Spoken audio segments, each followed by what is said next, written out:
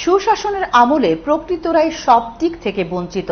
এখনো সরকারি সুযোগ সুবিধা পেতে গেলে নেতার আশীর্বাদ লাগে। তাই তো মান্দাই ব্লকের হারবাগ ভিলেজের তুইসারাংচাক এলাকার জিতেন্দ্র দেববর্মা ও তার পরিবারের এই অবস্থা।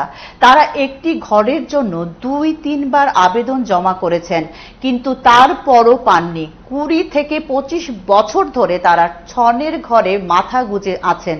জিতেন্দ্র দেববর্মা জানান, বৃষ্টি হলে মাথা গোজার জন্য স্ত্রী সন্তান নিয়ে খাটের নিচে বসে থাকেন। আমরা কেন সরকার ঘরগুলো পাইছে না? পাইছে না। কেন পাইছে না কি জানি আমি। আপনারা কাগজপত্র দিচ্ছেন না পঞ্চায়েতে? কাগজপত্র তো দিছে, তাও পাই না। দিছে কয়বার দিছে? ২-৩ বারই দিছে।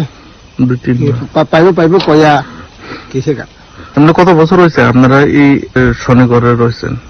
আমি ২০-২৫ বছর হয়েছে। আপনারা বৃষ্টি বাদল তুফান বৃষ্টি এলে আপনারা এখানে থাকে? হ্যাঁ, এখানে থাকে। জল টল পড়েনি?